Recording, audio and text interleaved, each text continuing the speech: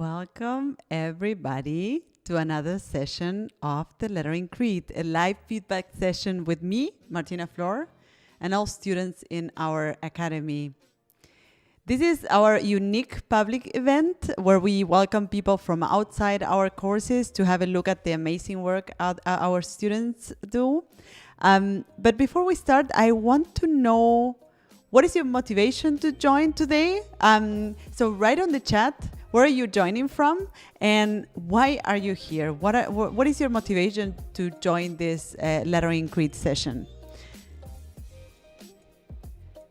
So, I need to get on the...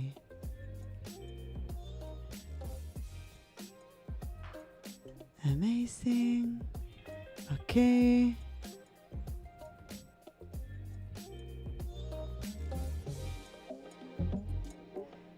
So, I'm gonna start. Hello, Andrea. So, what you let me know why you're joining this session, I want to let you know what we are gonna do today. In this live session, we will comment on selected submissions. These are all lettering pieces in progress, and I will be giving personalized tips and tricks to take them to the next level or to improve them and continue working on them. But I will be looking at the chat and picking up on your comments. So I'm not the only one who will be giving comments on the work, but you will be also giving comments on the lettering pieces, right? So I need you to stay with your eyes open. And to give full attention to what we will be doing here so that we can give the best comments to the people who submitted work.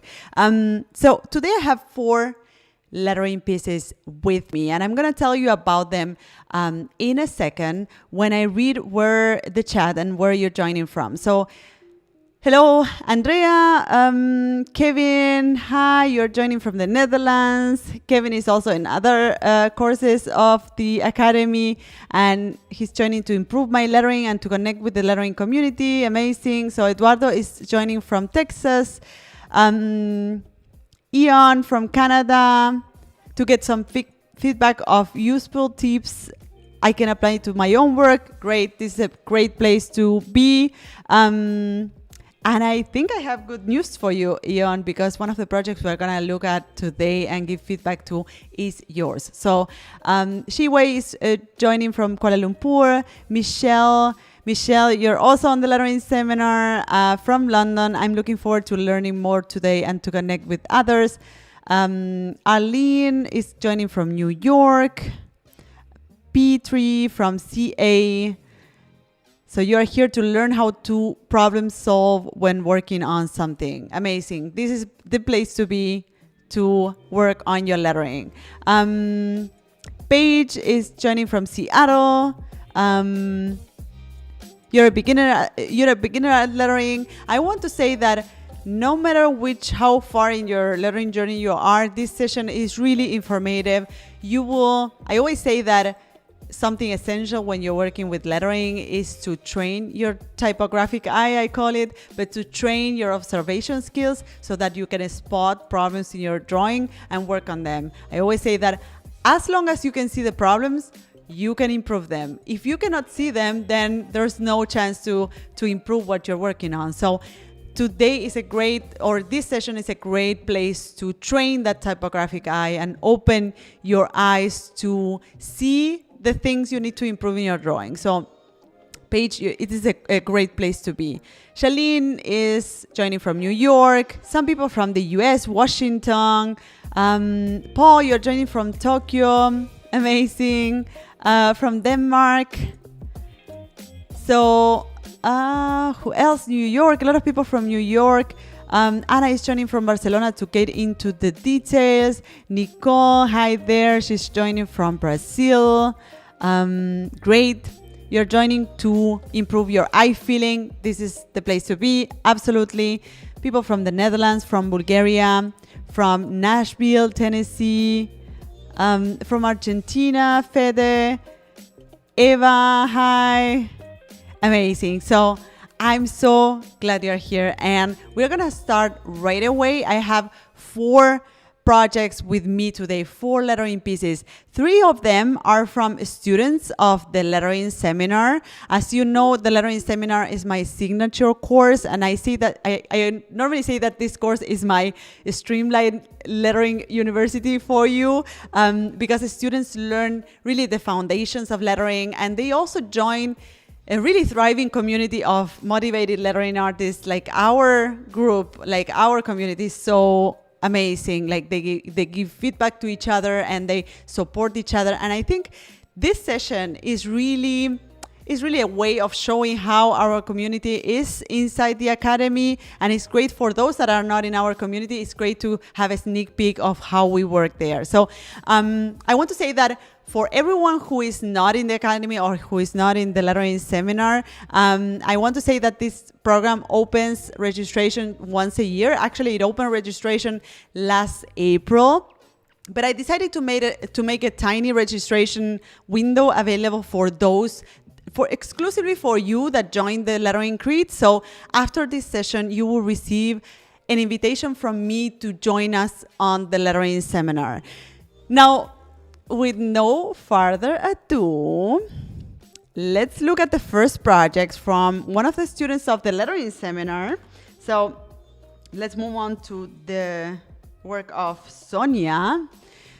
And remember, I will not be the only one giving comments on the project. So I will start by giving some overall comments on what I see here. And later on, I will pick up on your comments on the chat. So really, like, keep your eyes peeled and throw on the chat any comment you want to do about the lettering piece, right? And I want to say also, to set up the expectations, that this is not a session to crash anyone's work. Like, we are here to highlight the great parts, and we are here also to spot the places where you can, where you know, these lettering pieces, these specific lettering pieces can, have room for improvement, and we'll provide kind of tips and ways or solutions for that. So I want you to be like really with your eyes open, and let me know also on the chat when I'm not speaking about something that you see on the drawing and you think that I should comment on. Just drop it on the chat and I will comment on that, right? Because sometimes I don't even see like what are the things to improve. So I am counting on you to let me know when there's something I'm not seeing. So let's do this. I hope you're ready, because I'm totally are. So let's start by this project by Sonia. Sonia, I love what you're doing here. I think the shape of this lettering piece is just beautiful. It's so harmonic. You can see a very harmonic shape on the white paper, and I think this is a real challenge when you're working with flourishes, because flourishes are really fluent strokes, right? They're not something that you can totally control, and you cannot totally create, like, it's not common that you can create a super balanced and a super harmonious shape around the letter forms with the flourishes, right? So this is very tricky, and I think you are really nailing this. So I can see a couple of things here. So Sonia, you're working with script lettering, and the first thing, the first thing is the flourishes. Spot on. Great composition, like great way of like having those flourishes flowing around the lettering piece. The second thing is, I love how you are using or consistently using this this curved baseline, right? So I can see that your script lettering, also this little tiny piece of serif lettering sitting here, is working nicely and is sitting nicely on that curved baseline, which is also very challenging. To write or to draw your letters on a curved baseline is not like the most natural thing to do, and I think you're really nailing that. So when I see your script lettering in relation to your tiny serif lettering, the only thing I can say here is that I feel that the serif lettering could be sitting a little bit more straight on that curved baseline. You already have a curved baseline, and right now your letters are sitting like in the shape of a rainbow. So I would try to like have them sit the same way that you are doing that with your script lettering. You can see that the script lettering is sitting on the curved baseline, but still those letters are sitting straight. So I would just try to do the same with your serif lettering, right? So that you follow sort of like the same rule with all of your lettering, even when there are different styles, like you have the serif and you have the script. Try to follow like the same structure with those. So I'm gonna pick up some of the comments here. David is saying beautiful piece. I do read it as neat a little bit. Yeah, so that's a great point. So when we're working with lettering, I think one of the biggest challenges is that we're working with text. So with text, right? So like the thing or the priority here is that we want to make sure that people can read it. It could be really expressive, it could be very illustrative, but still we need to put the message out there. And readability is like paramount when we are working with letter form. So totally, like this H is kind of reading, could be read as an N, right? So what I would suggest here for you, Sonia, is that you try to make this middle bar a little bit more straight. Like we are used to read H or the letter H with, I'm gonna draw that here. So we normally read the letter H as something that has kind of like a middle bar, like a straight middle bar, right? So I would try to like emulate that with your script lettering. So I'm drawing right now like a serif letter form, but you can apply like this principle to your script lettering. And I can totally imagine that you sort of simplify this flourish and you have that bar kind of crossing this way. So you add an extra curve there to have that that middle bar sitting a bit more straight. I think that will make the trick. That will make the H readable, right? Since we are working on the uppercase letter, I want to comment also on the uppercase letters you're working on. I normally when I create a lettering piece and I'm using two, or I have several capital letters on my drawing, I try to design them together in the sense that they both have the same complexity, they both have the same size, sort of. So when I see your H in comparison with your C, I can see that your C is rather taller than the H. And actually you could benefit from having a C that is a bit shorter. So if you push your C a bit lower or the top part of your C a bit lower, you will have a little bit more space here. I see that you're having, your two capital letters are sort of overlapping here. And I think it could benefit, also it could make it more readable if those letter forms are not collapsing and overlapping, right? So on one hand, it will make those two capital letters kind of have the same size and belong to the same family. And also at the same time, it will add a bit more space here in this area, right? Which if you look at the other side of your composition, you are having that kind of distance between your flourishes. So I think it will be a great idea to have something similar of what you're having or what's happening here on this other side, right? Other than that, I'm gonna check on the chat to see.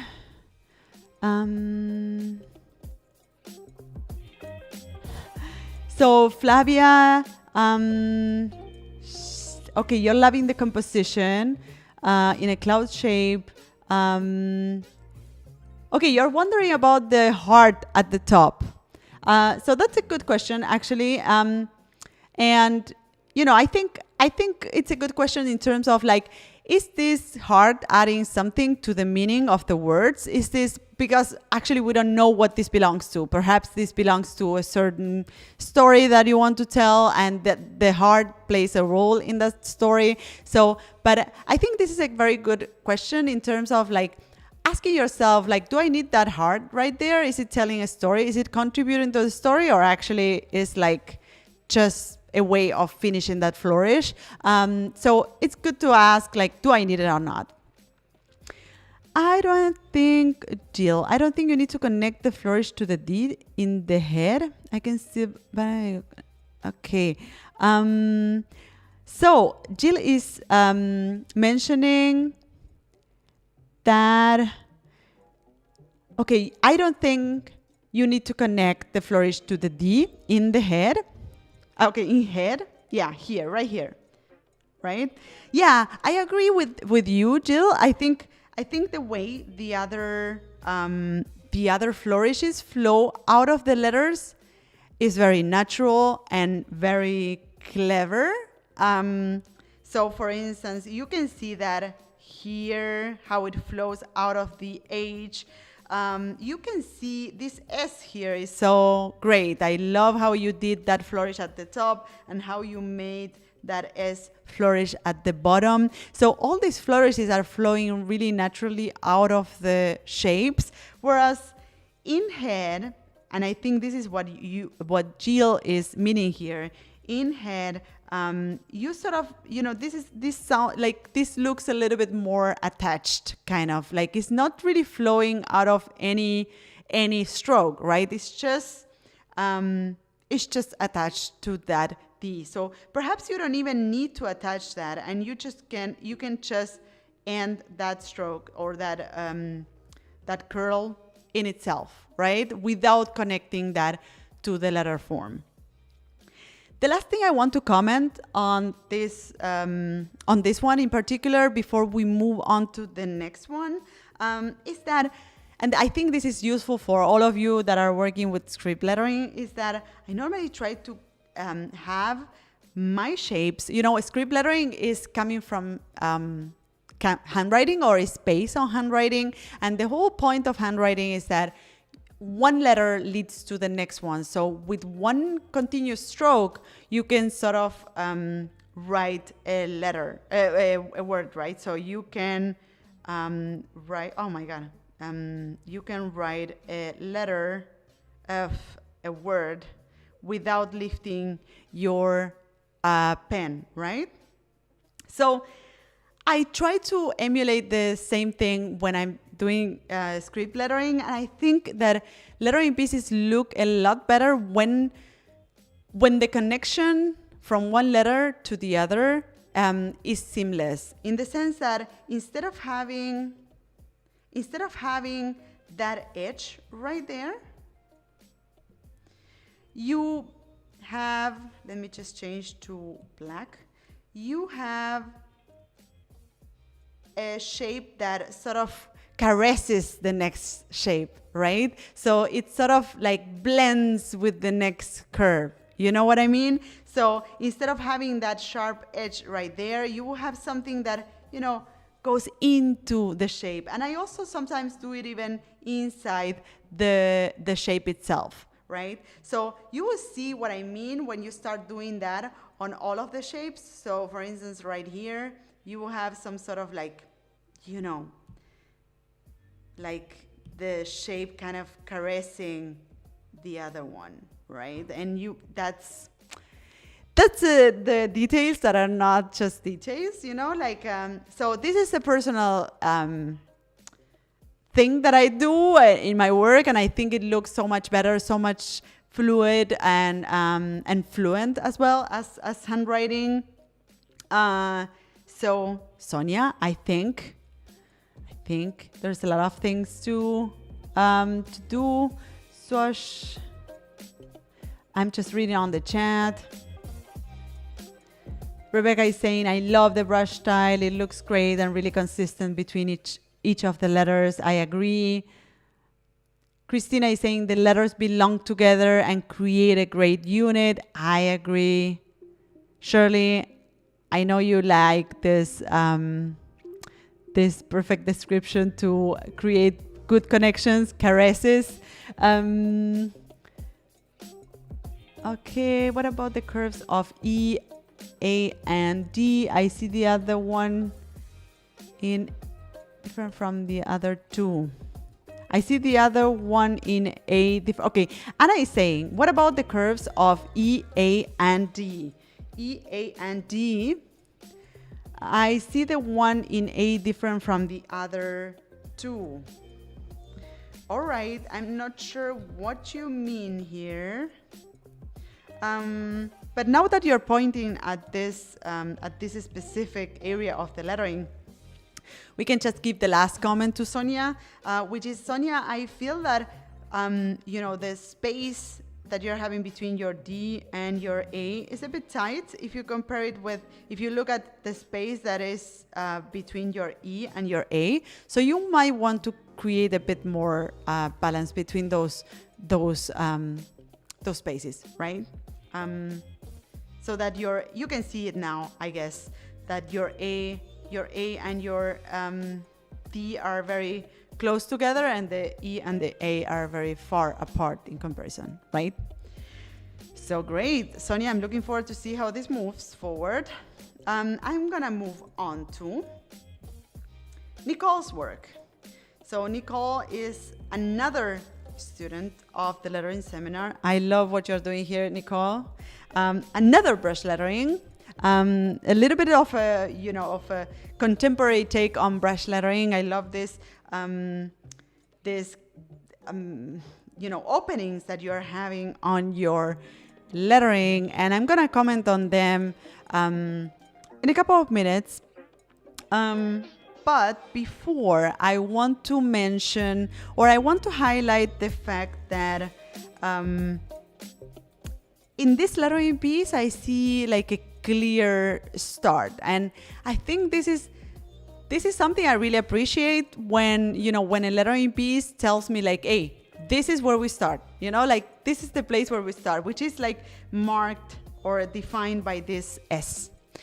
So this S is really powerful, it's really strong, and it's telling me like, hey, start here, right? And I love that from your lettering piece.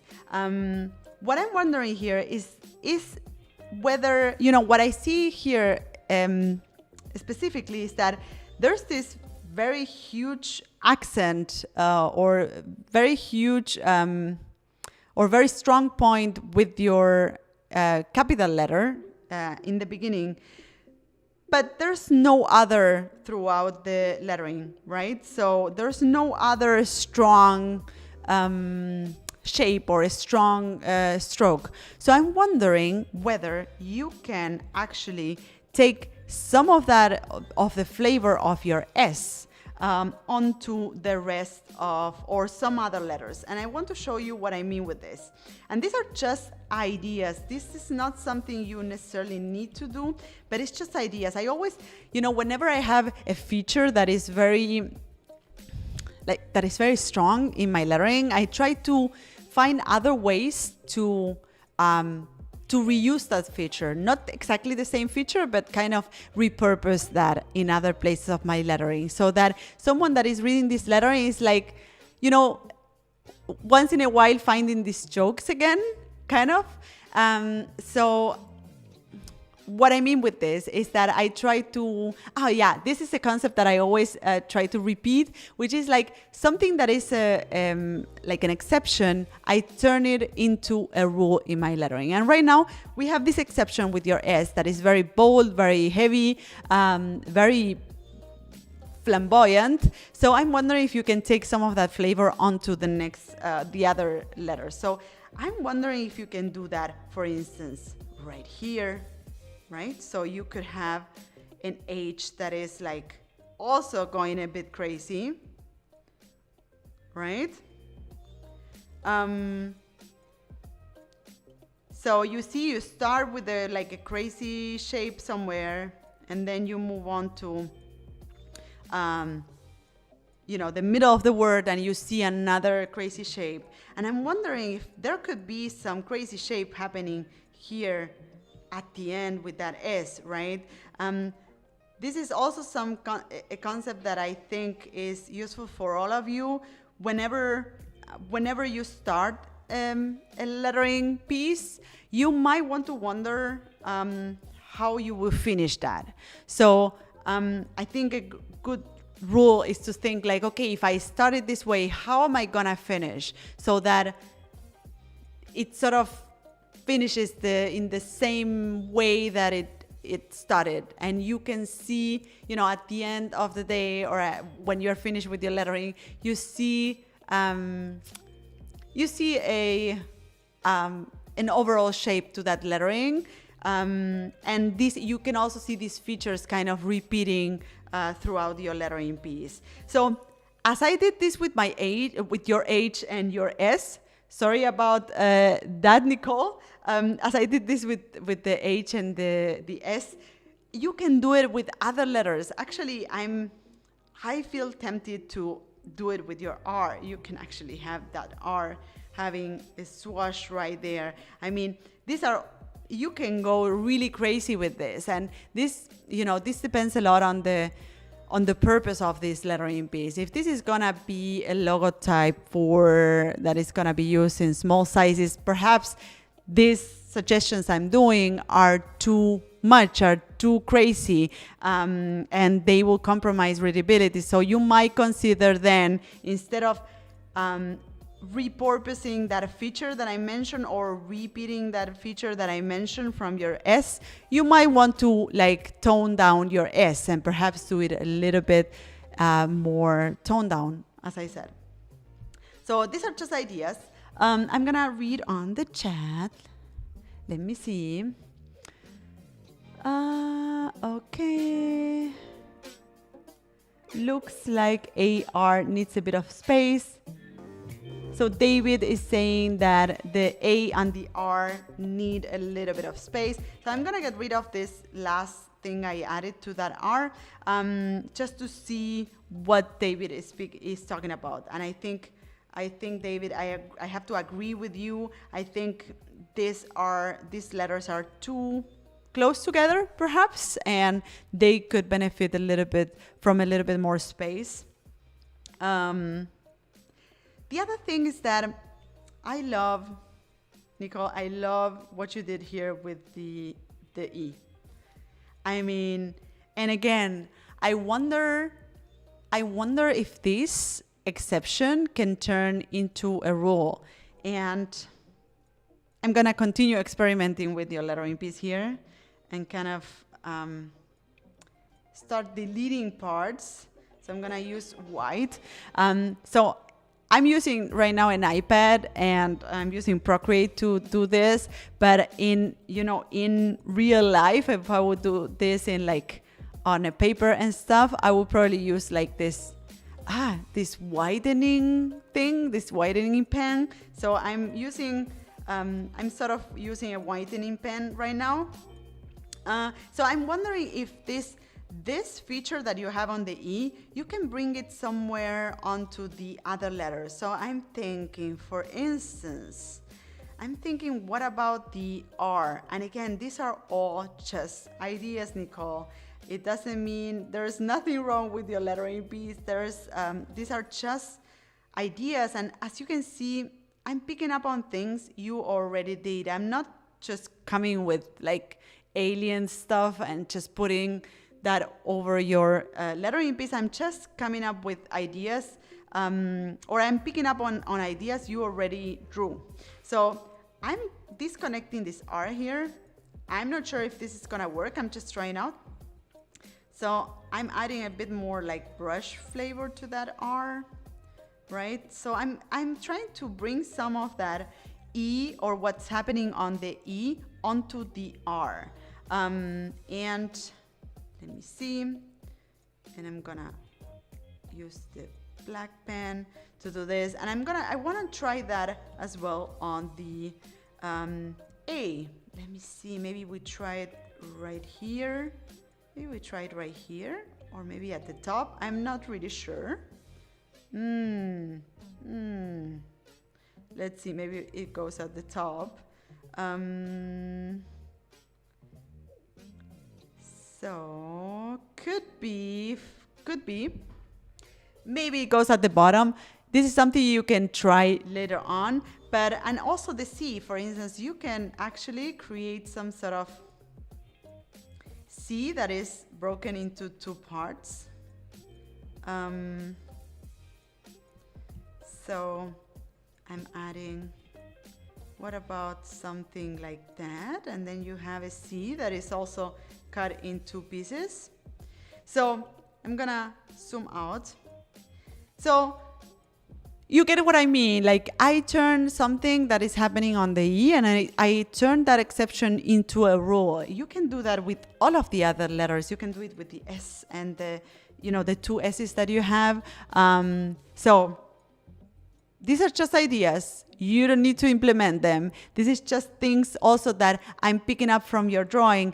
I usually say, and this is for all of you, like I usually say that the solutions are in your drawing. Like the solutions for your drawing are in your drawing. You just need to look for them. So, we often, whenever we are working on a lettering piece, we often get to a point or we find like a roadblock where it's like, I don't know how to continue. I don't know how to move forward. And then we go on Instagram or on Pinterest to look for like, hey, okay, let's see what I can do, or let's see other things so that I get ideas for my lettering piece. And actually, this is exactly the opposite of what we should be doing. Like we should actually be looking precisely on our drawing or to our drawing and trying to find those exceptions that are great and that we can turn into rules, right?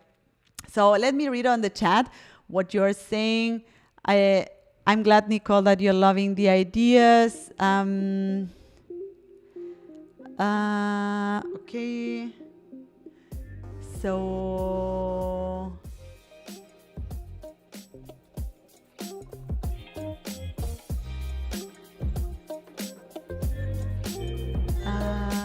okay, I'm loving the ideas. I realized, so Paul is saying, I realize it's a sketch, but the whole seems a little bit tilted to the left.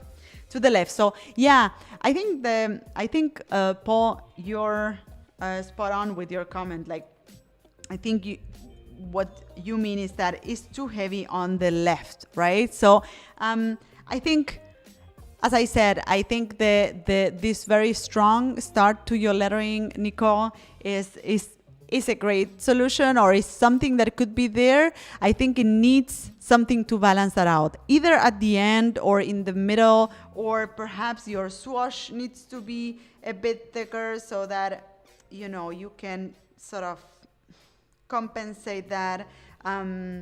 So there's something about how heavy your capital S is that affects the rest of the lettering piece. So either we tone down that S, or we actually use that S to, expand the rest of the piece, right?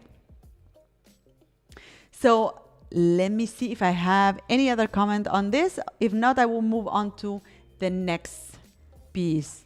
Okay, I think we're good. Nicole, I'm looking forward to see what you do with this. So, Owen, now it's your turn. Great. So we have a black letter here. This is the first time we have a black letter in a lettering kit, and I'm so happy about it.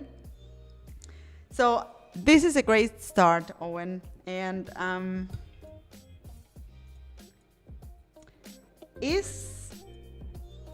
I love so many things about this. First, the composition. I love that you are having a composition that is not like the first thing you would think of, right? So you have a composition that is, actually with the words you could have like a a center composition with an axis in the middle, and your words kind of flowing to the right and the left. So this is what I mean. I'm doing like a small drawing here, or a small diagram.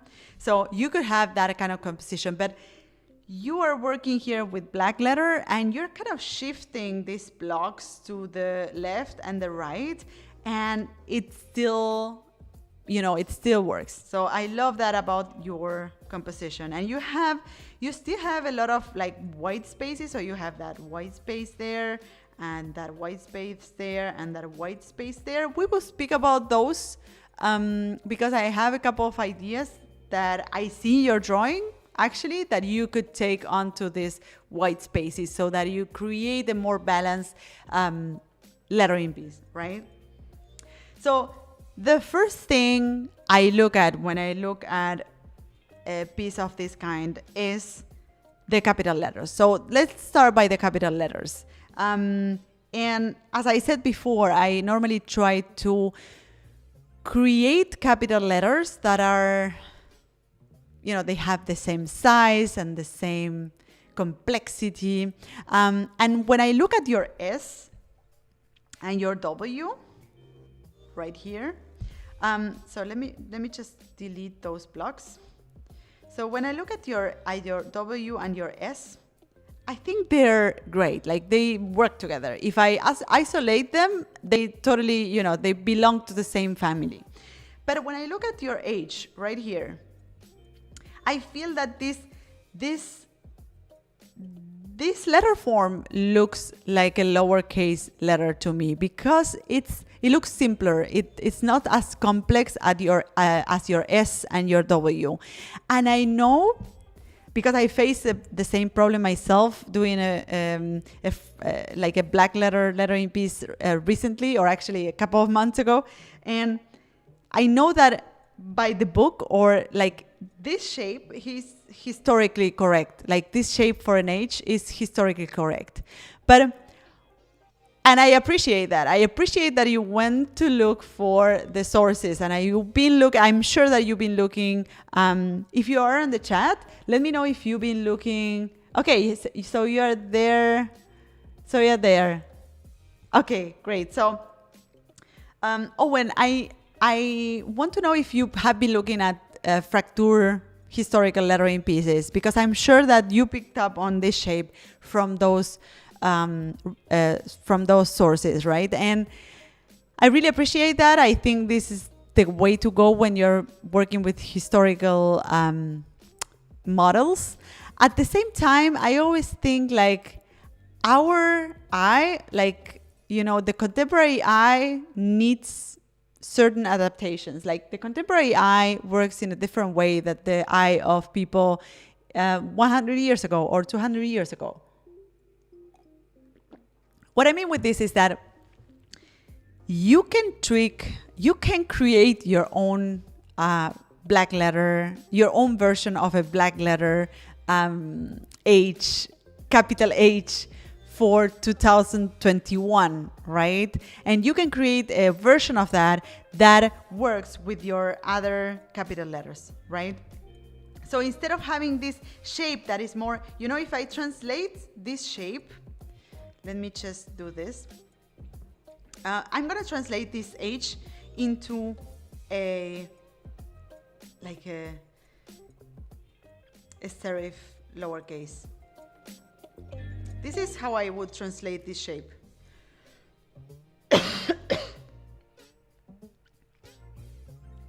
Right? And I'm wondering if you could then take the model of a serif uppercase H, which is a structure our contemporary eye is used to. And I hope I'm getting that idea through of the contemporary eye and stuff. Like, today, we all recognize that this is an uppercase H, and we all recognize that this is a lowercase h, right? So I'm wondering if you can use that structure to create a fracture or a black letter version of that, right? I hope that makes sense. Okay, so you're saying that you did a lot of research into textura and fractura. I love that.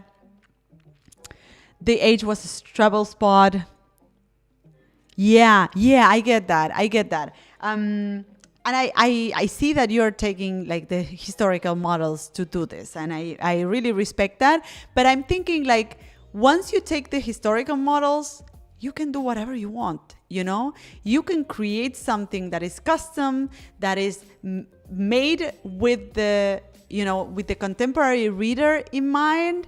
And in that sense, you would think of like what people today or how people today can read an age. And this is what you have to work with. If you want to get your message through and you want to this lettering piece to be readable, then you have to work with the reader. You know what I mean? So I hope you got that idea and that it helps. So I'm going to pick up on the comments because you are on fire. I'm getting a lot of good hints here. Jill is saying the ligature of the R and the T is smarter. In smarter is a little too tight. Yeah, that's true. There's a ligature here. Okay. Interesting. I agree. It's a little too tight. I'm thinking. This is a smart ligature. I agree. And the readability is a little bit compromised, but I think we can keep that. I think our readers, like contemporary readers, can work with that. So,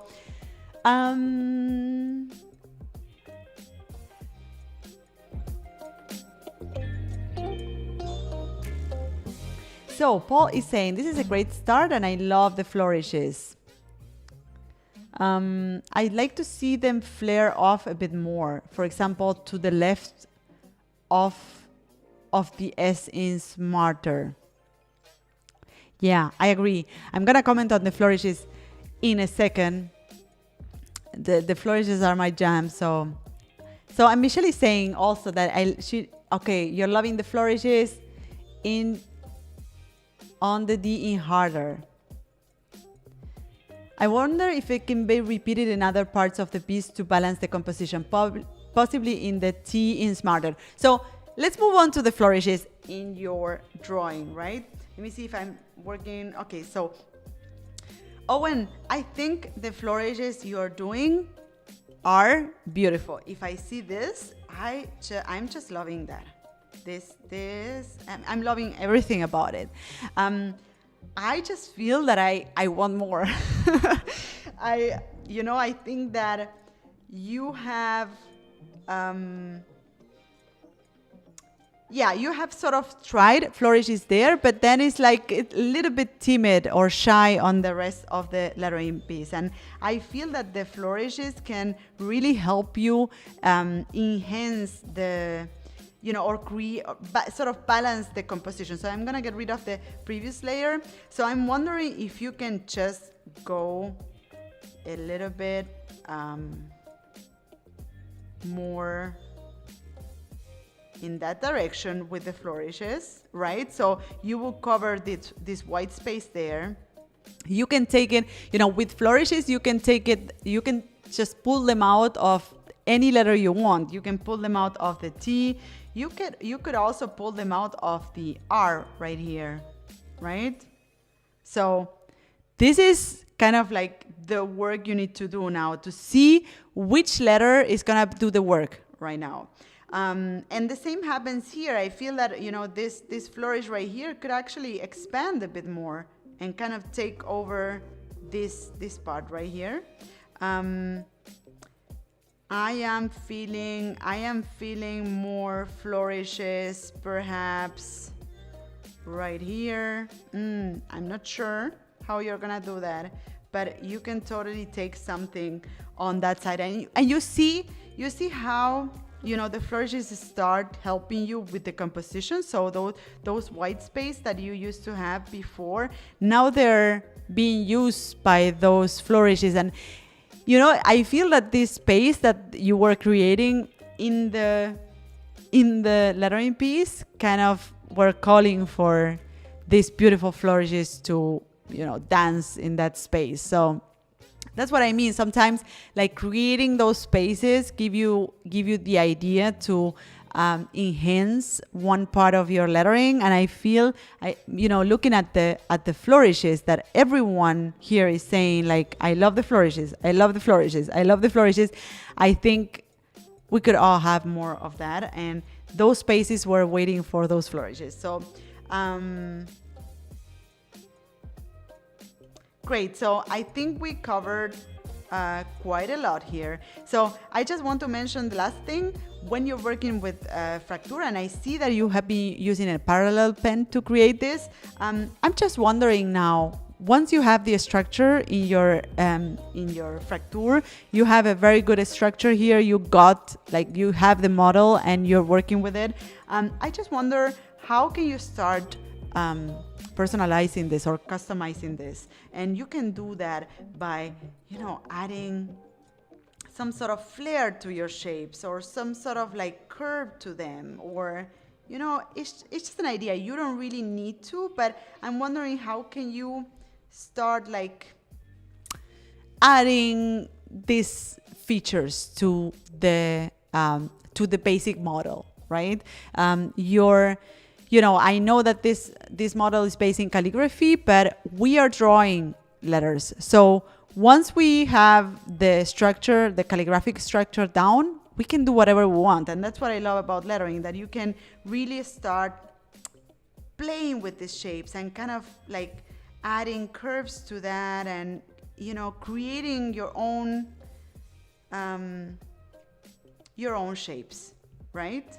So by using that structure in the background, you can just start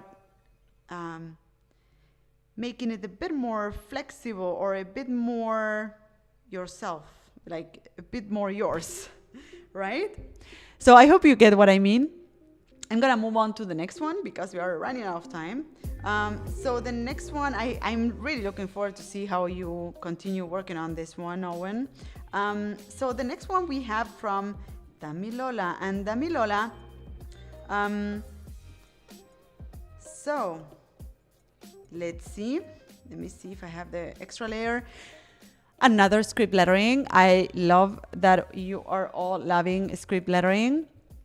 So you can start dropping your comments on the chat, and I will start like giving some comments to Dalilola. So one of the things I'm gonna reiterate here is that is this concept of like looking at the extremes of your lettering, the start and the end, and checking out what, how they can dialogue with each other. So in this case, I see a D that is having this kind of ending here. And I'm wondering, what can you do here at the front that sort of works with that, the first idea that I get is like just kind of like the same shape. I would like to see kind of like the same shape in the front of that capital letter, and that already creates a little bit of a dialogue with those two letters. Like it starts in a way and it ends in a way. Of course, this can go a lot crazier, or can be a lot crazier. You can just go crazy here and do like a,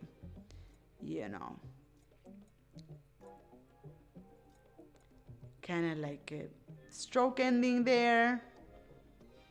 And you can then go on the other side and do like a crazy stroke ending there, right?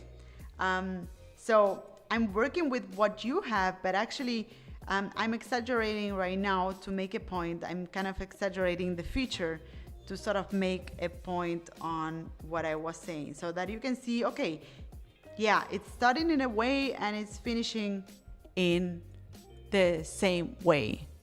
Kind of like the same, but not really the same, So let me pick up on the chat.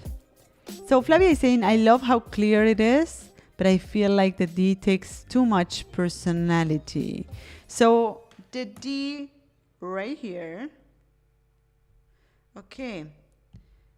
I see what you mean.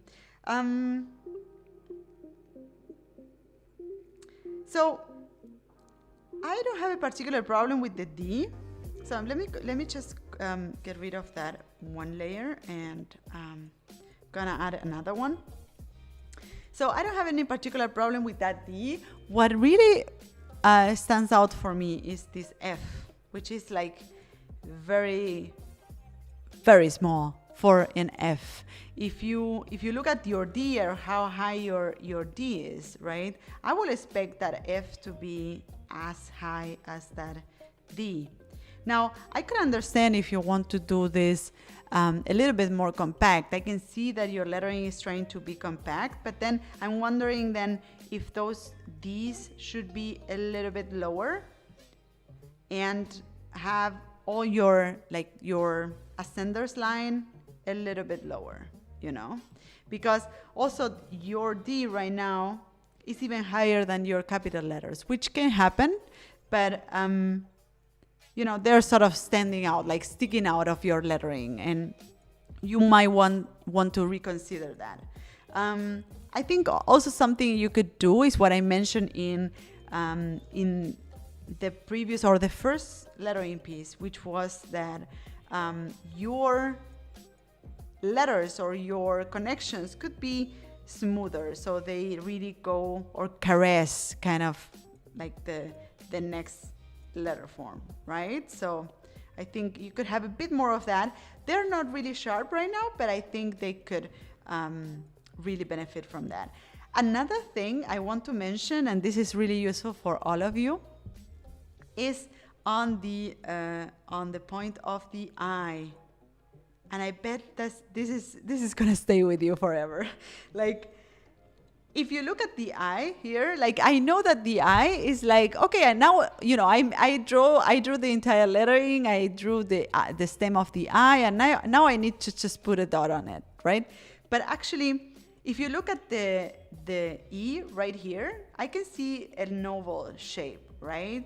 And, you know, I think this feature or this mother shape should be also used in other features, which includes the dot of the I, right? So the dot of the I will kind of work with those mother shapes that are in the rest of your letters. Additionally, the dot of the I will also be having an overshoot. And when I mean overshoot is that there's a principle that says that to make a rounded shape or a circle look exactly the same size than a square. Let me just draw this. I hope it's not too small. I'm gonna zoom in. So to make a circle look exactly like this square, you need to make the circle slightly bigger and kind of like overpassing the lines or the baselines of that square.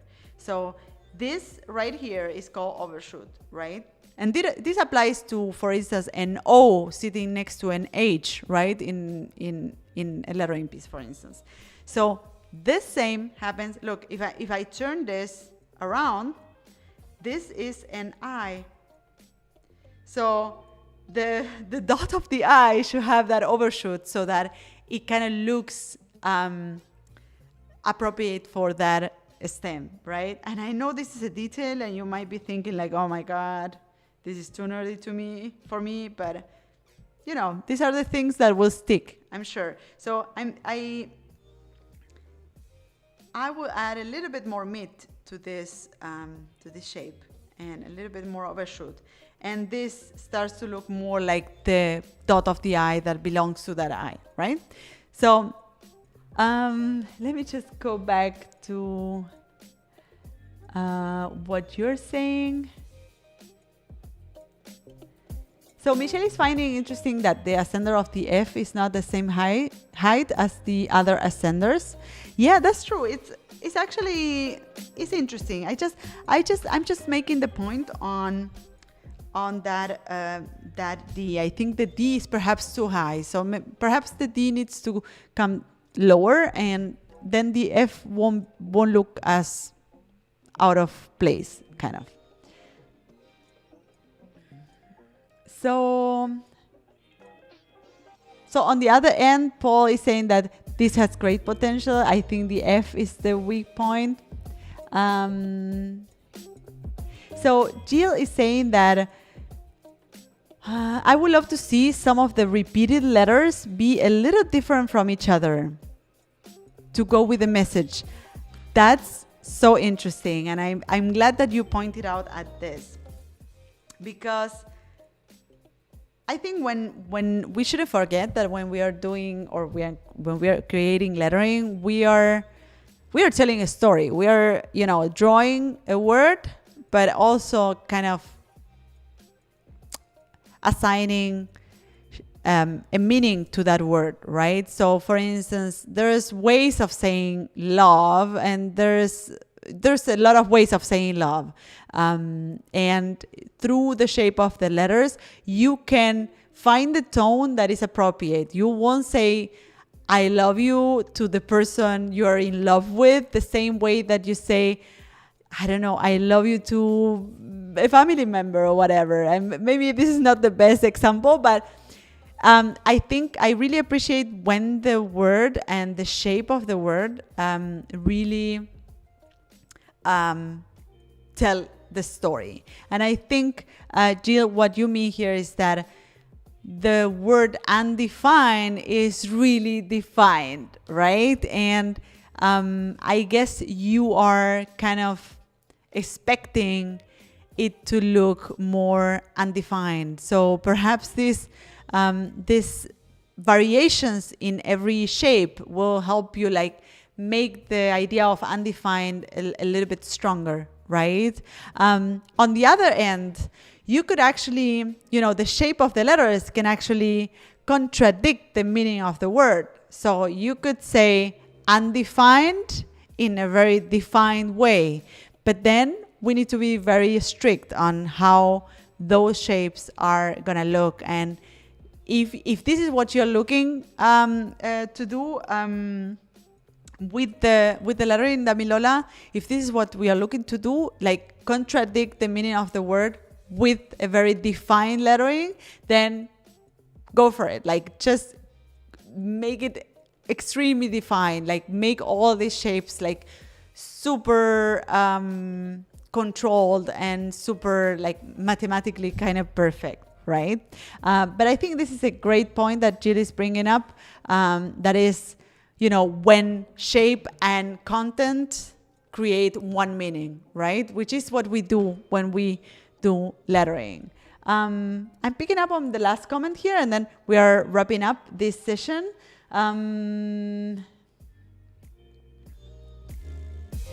So Sletana is asking about the connection between U and N, and I and N, right? So yeah, we can totally see that there is a problem here, and you can see the breaking point here. This is not a smooth curve, so you will need to fix those points there. And I think since this is a digital drawing, I can very well imagine that you have an anchor point somewhere here, right? And you have some other anchor points somewhere here, and you're having trouble with that. So for those that use vectors to digitize, whenever you have a curve, you don't want to have an anchor point somewhere in the middle. You will probably want to have an anchor point here with handles. And this is getting extremely technical. I'm gonna wrap it up soon. And you will want to have an extreme point here with handles. And this is all you need, kind of, I think, to manage that curve. What you're having here, or these breaking points that you're having here and there, is because you have an extra point here. I'm sure that you have an extra point here and you have an extra point here that you don't need. So you can get rid of those. Great. Damilola, I think you have some work to do, but this is a great start. And I appreciate everyone giving amazing comments on all the projects. This is the last project we're going to look at today. I just want to wrap up by asking you, before we go, I want you to write on the chat, what did you learn today? What is the one thing or the couple of things that you're taking away with you to use on your lettering practice? I always think that every experience gives you something, and that becomes, this is something I say to my students, that every new thing you learn becomes a card in your sleeve. So every time you are faced with the same problem again, so today, for instance, Owen, I bet that you learned something about fracture lettering, and the next time you create a new fracture lettering piece, you will have a new view on that, or a new way of looking at that, right? So I think every experience like this can help you learn at least one thing that will bring you forward with your practice. So let me see. I want to hear your comments and see what you learned today. What are you taking home? And I'm also looking forward to see how Sonia, Nicole, Owen, and Damilola are moving forward with their lettering pieces. I want to tell you, if you share this on social media, please tag me. I'm at Martina Flor on Instagram, Twitter, and Facebook. So you can tag me and I will reshare. I always reshare the work of my students and the work of people that are coming to the lettering grids. So I'm picking up on your comments. So Jillian, I learned that Buddhism applies to lettering too. The answer is already within you, your design. Great kid. Great. I love that comment. There's so much to unpack there, but I will leave it for the next lettering creed. Okay. Yvonne, I learned that attention to type history is great, but learn to take that and adapt to my personal style. Amazing. Exactly. Resources, historical models are great, but we are not living 2 centuries ago. We are living today. So we have to work with that.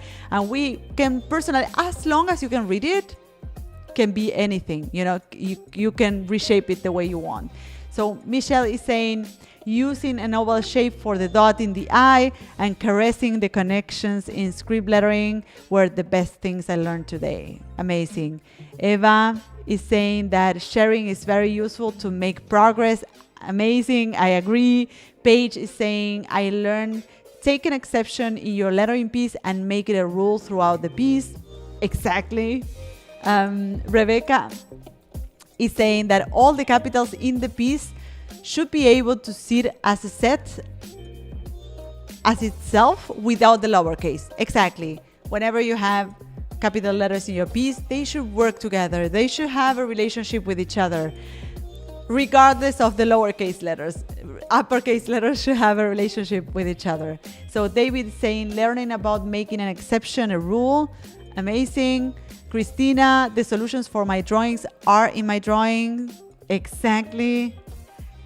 Hello, Arlene is saying, thank you so much for this. Flavia is saying, don't be afraid or shy to play with letters and get crazy, but taking care of the message, connect with the words. Exactly. The message is everything for us. Prina is saying, caressing the connections. Ors is saying, use balanced white spaces and fill them up with flourishing. So good. So good. So Nicole is saying the tip about when you're stuck, many times the answer is going to, it's already in your lettering, right? So don't go scroll on Pinterest or Instagram. just check on your lettering and you will find the answers, right? Sletana, the solutions for my drawing are in my drawing. Amazing. That rule, that thing is very powerful.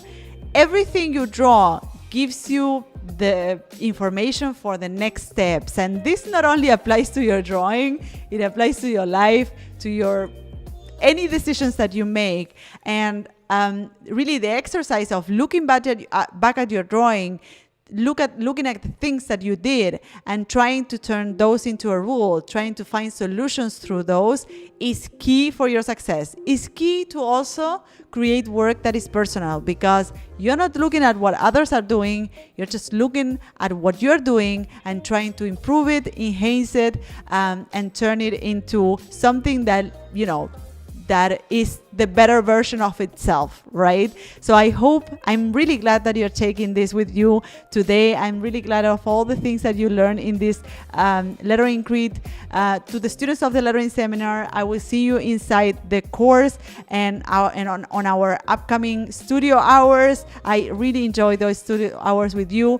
For those that don't know, the studio hours are the feedback sessions that we have within the lettering seminar, where we speak about the problems and the questions. To the rest of you, I see you around, and I hope you will join us in the lettering seminar. I'm going to send you a couple of emails after this session for you to join us in our academy. So thank you so much for joining today. Have a great day, everybody. Bye-bye.